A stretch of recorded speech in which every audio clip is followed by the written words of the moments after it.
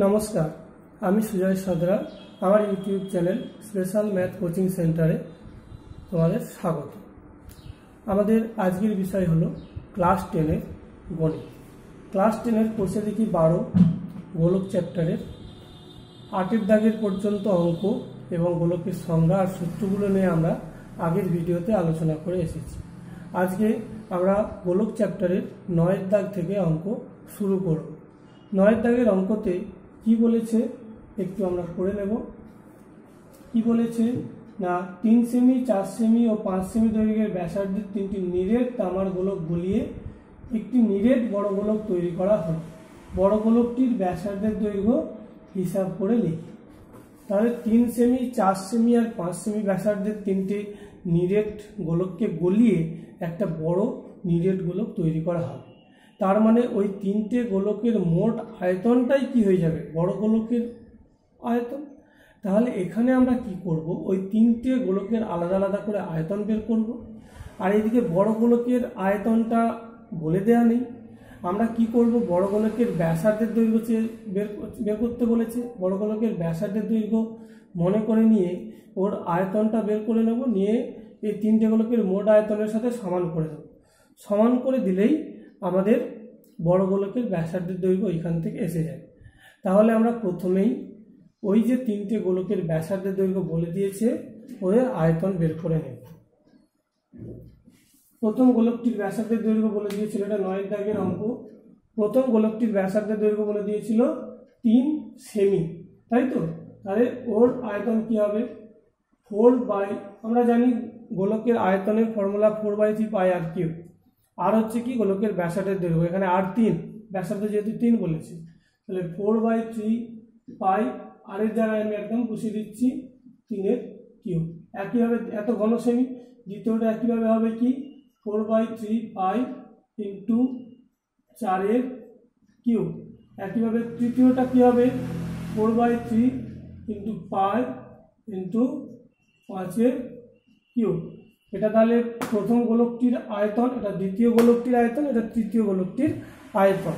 এদের মোট আয়তন কত হবে, এইগুলোকে আমাকে যোগ করে নিতে হবে। যোগ করলে এখানে 4/3 পাই কমন যাবে প্রত্যেকটা থেকে, লক্ষ্য করো। এখানে পড়ে রয়েছে 3 কিউব, 3 কিউব মানে কত 27। এখানে পড়ে রয়েছে 4 কিউব, 4 কিউব মানে কত 64। এখানে পড়ে রয়েছে 5 কিউব, 5 কিউব মানে কত 125, তাই তো। এবার এইগুলোকে আমরা যোগ করব, যোগ করলে হবে 216। তাহলে এত ঘন সেমি। এই তিনটে গোলকের মোট আয়তন এখানে আমরা পেয়ে গেলাম। যে বড় গোলকটা আমরা পাবে বলছে এই তিনটে গোলককে গলিয়ে, সেই বড় গোলকের আয়তন দেওয়া নেই, চেয়েছে ব্যাসার্ধ। তাহলে আমরা ওই বড় গোলকের ব্যাসার্ধের দৈর্ঘ্য ধরে নিচ্ছি ক্যাপিটাল আর। তাহলে ওর আয়তন কি হবে 4/3 পাই, আরটা ক্যাপিটাল আর, ক্যাপিটাল আর কি বোঝা গেল। তাহলে এই তিনটে গোলক গলিয়ে বড় গোলক তৈরি হবে, এটা তার মানে বড় গোলকের আয়তন পেলাম দেখতে গেলে। একইভাবে বড় গোলকের ব্যাসার্ধের দৈর্ঘ্য দেওয়া ছিল না, আমি ব্যাসার্ধের দৈর্ঘ্য ধরে নিয়েছি আর ধরে নেওয়ার আয়তন পেয়েছি 4/3 পাই আর কিউব। তাহলে একই গোলকের তো দুটো আয়তন হতে পারে না, একই হয়। তাই শর্তানুসারে বলে এটা সমান এটা লিখে দেবো। অলরেডি আমার লেখা হয়ে আছে, আমি খালি শর্তানুসারে বলে এটা লিখে নিচ্ছি একটু আগে।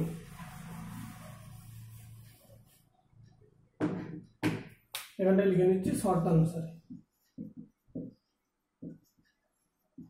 তো শর্তানুসারে 4/3 pi R cube equal to 4/3 pi into 216, তাই তো।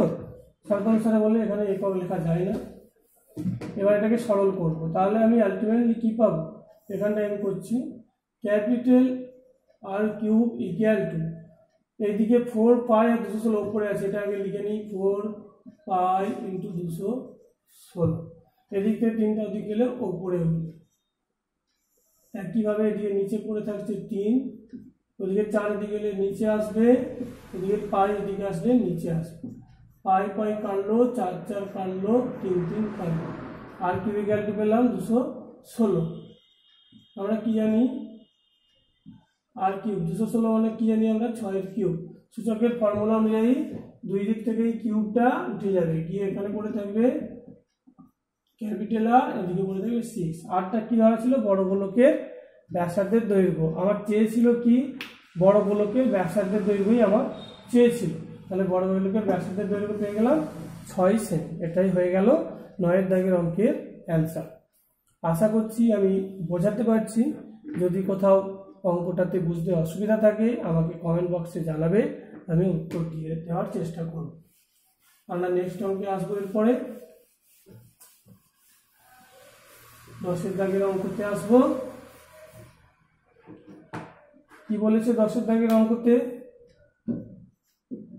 না, একটা অর্ধগোলাকৃতি গম্বুজের ভূমিতলের ব্যাসের দৈর্ঘ্য 42 ডেসিমি। গম্বুজটির উপরিতল রং করতে প্রতি বর্গমিটার 35 টাকা হিসাবে কত খরচ পড়বে তা হিসাব করে লিখি। তাহলে একটা অর্ধগোলাকৃতি গম্বুজের ভূমিতলের ব্যাসের দৈর্ঘ্য বলে দিয়েছে 42 ডেসিমি, তাই তো? এবার ওই গম্বুজটার বক্রতলে রং করবে বা উপরিতলে রং করবে, তাই তো? রং করলে কতটা, মানে প্রতি বর্গমিটার 35 টাকা হিসাবে কত খরচ পড়বে এখানে জানতে চাইছি। উপরিতলে রং করবে মানে কি? আমাকে ওই উপরিতলটাই বক্রতল, আসলে ওই বক্রতলের ক্ষেত্রফল আমাকে বের করে নিতে হবে। বক্রতল যেহেতু গম্বুজ কি হয়? অর্ধগোলাকৃতি হয়। তোমরা বিভিন্ন মসজিদের চূড়াতে দেখতে পাবে অর্ধগোলাকৃতি গম্বুজের আকারে আছে, বা কিছু কিছু মন্দিরের ক্ষেত্রেও দেখতে পাবে যে অর্ধগোলাকৃতি গম্বুজ আকারে থাকে, ঠিক আছে, চূড়াটা। তার কোথায় রং হয়? ওই উপরিতলটাই বা বক্রতলটাই রং হয়। আমাদের তাহলে কি করতে হবে? বক্রতলের ক্ষেত্রফল বের করে নিতে হবে। বক্রতলের ক্ষেত্রফলের সূত্র কি? যেহেতু ওটা অর্ধগোলাকৃতি হয় তাই অর্ধগোলকের বক্রতলের ক্ষেত্রফলের সূত্র ফেললেই হবে। অর্ধগোলকের বক্রতলের ক্ষেত্রফলের সূত্র কি? না, অর্ধগোলকের বক্রতলের ক্ষেত্রফলের সূত্র হচ্ছে 2πr²। আরটা কি? না, অর্ধগোলকের ব্যাসার্ধের দৈর্ঘ্য। তাহলে আমাকে ব্যাসার্ধের দৈর্ঘ্যটা জানতে হবে। আর পায়ের মান আমরা জানি 22/7। ব্যাসার্ধের দৈর্ঘ্য এখানে বের করে নেব। ব্যাস দেওয়া আছে 42, একে 2 দিয়ে ভাগ করলে আমরা ব্যাসার্ধ পেয়ে যাব। যেহেতু আমরা জানি ব্যাসার্ধ হয় ব্যাসের অর্ধেক, তাহলে এইটা হয়ে গেল 21 ডেসিমি হয়ে গেল ওই গম্বুজের ভূমিতলের ব্যাসার্ধের দৈর্ঘ্য। এবার আমি ওর বক্রতলের ক্ষেত্রফল বের করব। বক্রতলের ক্ষেত্রফলের ফর্মুলা 2πr²। এখানে আমি ফর্মুলায় ফেলে দিচ্ছি 2 × 22/7 ইন্টু আর কত? 21। তাহলে 2 × 22/7 ইন্টু 21। 21 দুবার লিখবো, 21 স্কোয়ার আছে তাই 21 × 21। এটা পারলাম 3 দিয়ে। 3 × 22 = 66, 66 দিয়ে 132, 132 একে 132-এর 2 হাতে থাকছে 13, 164 আর 13 যোগ করলে 277 এত বর্গ ডেসিমি। আমার বর্গমিটারে নিয়ে যেতে হবে, যেহেতু ওখানে প্রতি বর্গমিটারে 35 টাকা খরচের কথা বলেছে। তাহলে আমরা ডেসিমি থেকে মিটারে এলে 1 ঘর বাম দিকে দশমিক সরাই, যেহেতু বর্গ আছে তাই 2 ঘর সরাবো। ঘন থাকলে 3 ঘর বাম দিক সরাতাম। তাহলে 27.72 বর্গ মিটার। এটা হয়ে গেল গম্বুজটার বক্রতলের ক্ষেত্রফল। বক্রতলের 1 বর্গমিটারে বলছে 35 টাকা, তাহলে 1 বর্গমিটারে কত টাকা খরচ হবে? এটা ইন্টু 35 করতে হবে। 1 বর্গমিটারে যতটা হবে, এত বর্গমিটারে নিশ্চয়ই 1-এর থেকে বেশি, যেহেতু আর বেশি হবে, বেশি হলে আমরা জানি গুণ হয়, তাই গুণ হবে। তাহলে 27.72 ইন্টু 35। এখানে দশমিক তুললাম, দুবার আগে আছে দশমিক, তাই নিচে একের পিঠে 2টো শূন্য বসিয়ে দিলাম। আমরা কাটাকাটি করব। 5 × 20 = 100, 5 × 7 = 35। এটা কাটলে হবে 2 × 10 = 20, এটা হবে 1386। এই দুটো আমরা গুণ করে নেব। এই দুটো গুণ করলে হবে 7 × 6 = 42, 2 হাতে থাকছে 4, 56 × 4 = 60, 0 হাতে থাকছে 6, 21 × 6 = 27, 7 হাতে থাকছে 2, 1 7 7 2 9/10। তাহলে 970.2। আমরা দশমিকের পরে যটা খুশি শূন্য নিতে পারি, 2 0 এত টাকা। তাহলে গম্বুজটির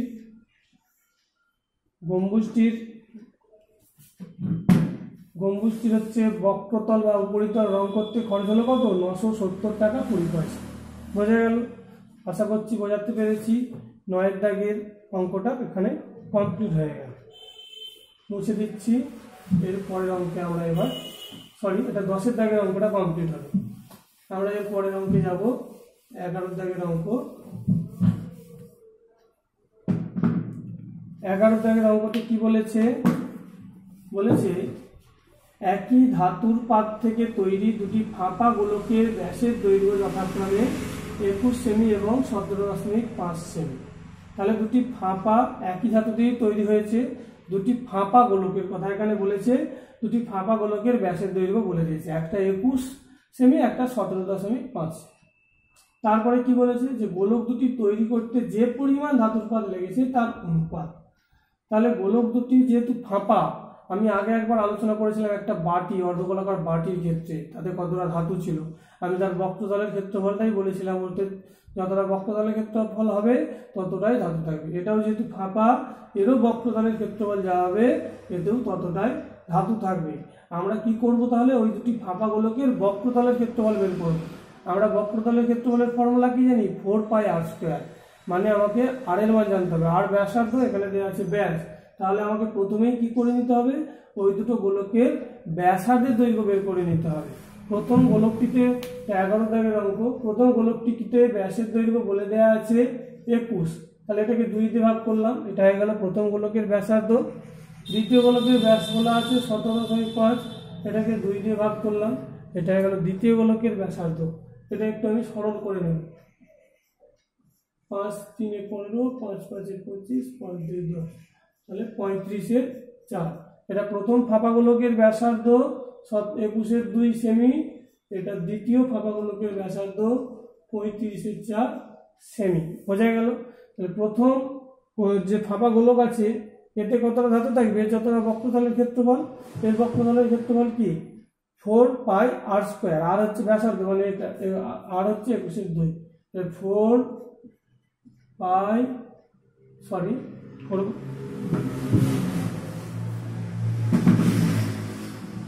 4π ইন্টু 21/2 স্কোয়ার is do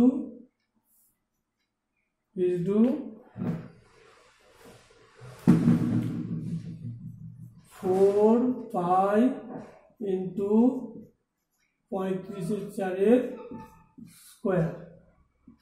4π দুদিক থেকে ভাগ হয়ে বাদ হয়ে যাবে। 21/2 স্কোয়ার মানে 21টা 2 বার লিখে নিচ্ছি, নিচে 2টাকেও 2 বার লিখে নিচ্ছি। এখানে 35টাকে 2 বার লিখে নিচ্ছি, 4কেও 2 বার লিখে নিচ্ছি। তাহলে 21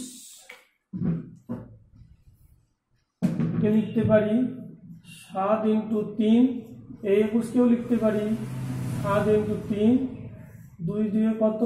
4 ইজ টু 35কে লিখতে পারি কি 7 ইন্টু 5, আর এই 35টাকেও লিখতে পারি 7 ইন্টু 5। নিচে থাকছে 4 ইন্টু 4। এদিকে দুটো 7/4, দুটো 7/4 বাদ হয়ে গেল। এদিকে এখন ঘরে একটা 4 থেকে যাবে, আমি 4 দিয়ে তাই বলছি, এটা আবার গুণ করবো। তাহলে 3 ইন্টু 3 মানে কত? 9 এদিকে ছিল, 4 গুণ করেছিলাম। এই ঘরের 4টাকে আমাকে বাদ দিতে হবে, তার জন্য 4 দিয়ে আমি গুণ করলাম। এখানেও দুটো 7 বাদ যাবে, 5 ইন্টু 5 মানে কত? 25।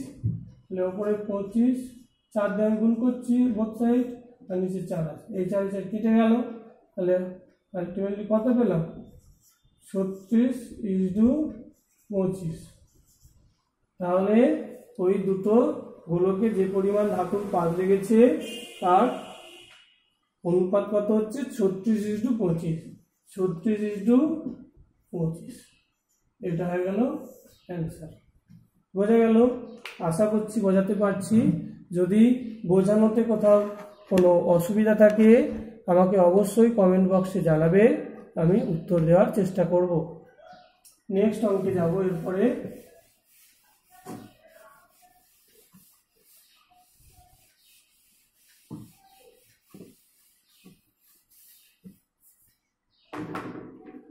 এর পরের অঙ্কটাতে কি বলেছে? 12 দাগের অঙ্ক। এটা খুব ইন্টারেস্টিং অঙ্ক, আমার এই অঙ্কটা খুবই ভালো লাগে।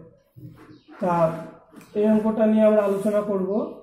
খুব মন দিয়ে শুনবে, এটা খুবই সরল, বুঝতে ভালো করে না শুনলে বোঝা যাবে না, আর বোঝা না গেলেই কঠিন মনে হবে। খুব ইন্টারেস্টিং অঙ্ক এটা। কী বলেছে এখানে?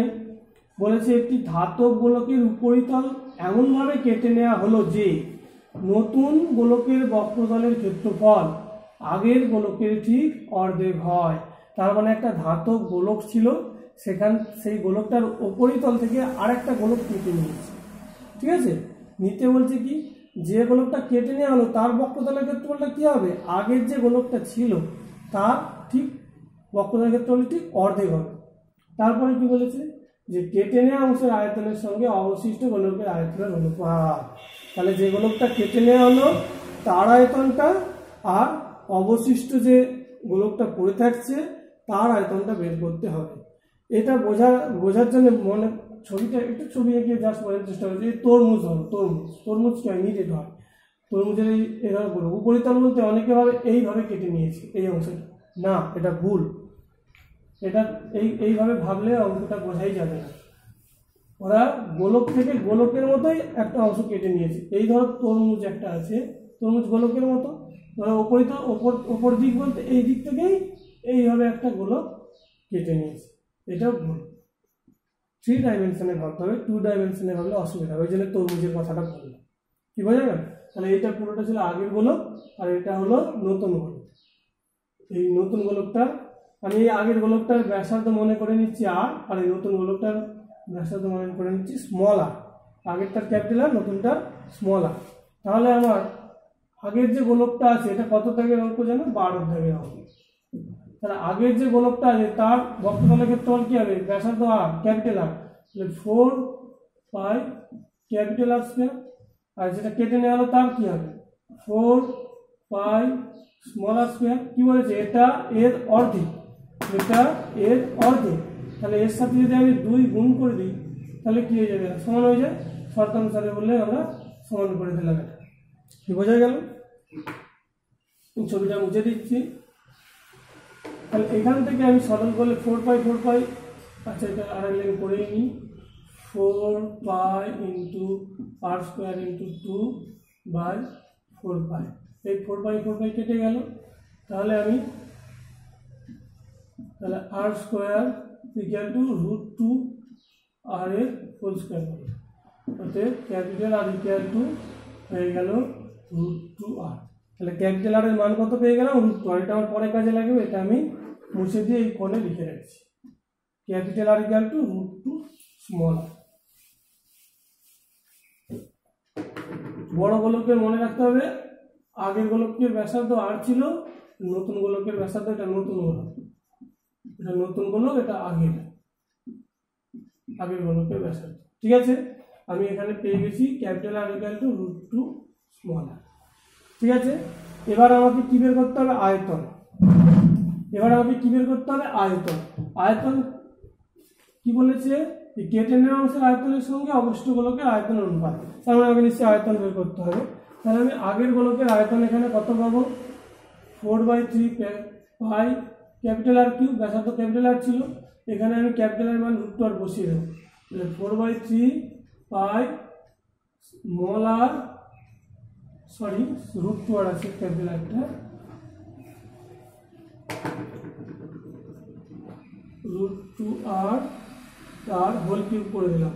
তাহলে 4/3 পাই ইন্টু 2√2 আর কিউব। এটা সরল করলে হবে 8√2 পাই আর কিউব বাই 3। এত ঘন একক। কি বোঝা গেল? তাহলে আমরা বড় গোলকের আয়তন পেলাম বা আগের গোলকের আয়তন পেলাম 8√2 পাই আর কিউব বাই 3। এটাকেও আমি ওই কোণে লিখে রাখছি।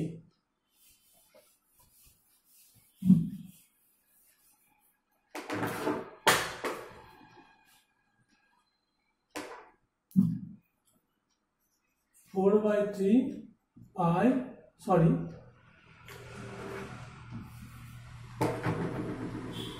8√2/3 পাই আর কিউব, এত ঘন একক। এটা হচ্ছে আগের গোলক, আগের। আচ্ছা, নতুন গোলকের কি হবে? নতুন গোলকের ব্যাসার্ধ স্মল আর, আয়তন কি হবে? 4/3 পাই স্মল আর কিউব, এটা নতুন গোলকের এত ঘন একক, তাই তো। অবশিষ্ট গোলকের কি হবে, এটা হচ্ছে আগের গোলকের, এটা নতুন গোলকের আয়তন, এটা আগের গোলকের আয়তন, এটা নতুন গোলকের আয়তন। তাহলে অবশিষ্ট গোলকের আয়তন কত হবে, এটা কেটে নেওয়া ছিল কোথা থেকে, এখান থেকে এটা বাদ দিলেই আমরা অবশিষ্ট গোলকের আয়তন পেয়ে যাব। তাহলে অবশিষ্ট গোলকের আয়তন হবে, অবশিষ্ট গোলকের আয়তন বের করবো কি হবে, 8√2/3 পাই R cube minus 4/3 pi R cube. এগুলো সরল করলে আমরা পাবো 2√2 - 1 ইন্টু 4/3 পাই আর কিউব। এখান থেকে দুটো থেকে 4/3 পাই আর কিউব কমন নিলে এখানে 2√2 পড়ে থাকবে, এখানে -1 পড়ে থাকবে, এত ঘন একক। তাহলে এটা পেলাম অবশিষ্ট গোলকের আয়তন, এটা পেলাম নতুন গোলকের আয়তন বা কেটে নেওয়া গোলকের আয়তন।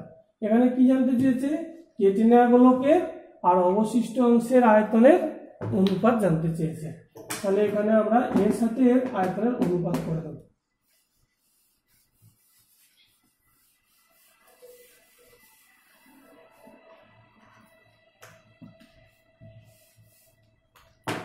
নতুন গোলকের আয়তন কত পেলাম, 4/3 পাই আর কিউব, আর কেটে নেওয়ার অবশিষ্ট গোলকের 2√2 - 1 ইন্টু 4/3 পাই আর কিউব। তাহলে এই দুটো সরল করলে এখানে কি 1, এখানে কি 2√2 - 1। এটা অবশ্যই ব্র্যাকেটের মধ্যে রাখবে, না হলে ভুল হতে পারে, 1 এটা বোঝাবে, -1 বোঝাবে। তাহলে এটা 12 দাগের অঙ্কটা কমপ্লিট হয়ে গেল। আজকে আমরা 4টে অঙ্ক শিখলাম। আমার এই গণিতের ক্লাসটা যদি পছন্দ হয়ে থাকে তোমরা অবশ্যই চ্যানেলটাকে সাবস্ক্রাইব করো, আর যতটা সম্ভব লাইক শেয়ার করো। আর সাবস্ক্রাইব করার সাথে সাথে ওর পাশে বেল আইকনটাতে ক্লিক করে দেবে, তাহলে পরে আমার যে পরের ভিডিওগুলো আসবে, এখনও অনেক ভিডিও আসবে। আমি ক্লাস 5 থেকে 10 পর্যন্ত প্রত্যেকটা চ্যাপ্টার, ওই চ্যাপ্টারে যা যা অঙ্ক আছে, যা যাবতীয় অঙ্ক আছে, প্রতিটা অঙ্ক নিয়েই আলোচনা এইভাবে করব, সুন্দর করে এইভাবে আমি আলোচনা করতে থাকবো। আমার এখনো অনেক ভিডিও আসতে চলেছে। অতএব প্লিজ চ্যানেলটা সাবস্ক্রাইব করো, যদি ক্লাসগুলো আমার ভালো লেগে থাকে চ্যানেলটা সাবস্ক্রাইব করো, আর ওই পাশে থাকা বেল আইকনে ক্লিক করো, তাতে আমি নতুন ভিডিও আপলোড করলেই নোটিফিকেশান আসতে থাকবে, তোমরা পরপর ভিডিওগুলো দেখতে পারবে, তোমাদের কাজে আসবে। আর বন্ধু বান্ধবদের সাথে শেয়ার করো যদি তাদেরও কিছু কাজে আসে। তারপরে আমি এই যে অঙ্কগুলো 4টে আমি এখানে বোঝালাম, আমি এগুলোকে খাতায় করে রেখেছি, সুন্দর করে তোমরা তুলে নিতে পারো। আমি দিয়ে দিচ্ছি এখানে।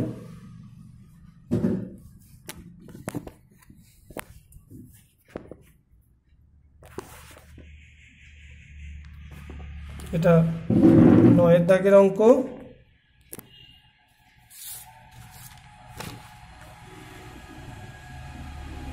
10 দাগের অঙ্ক, 11 দাগের অঙ্ক, এটা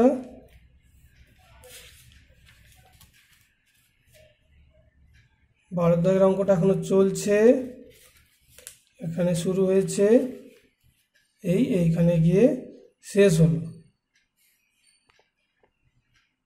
ধন্যবাদ।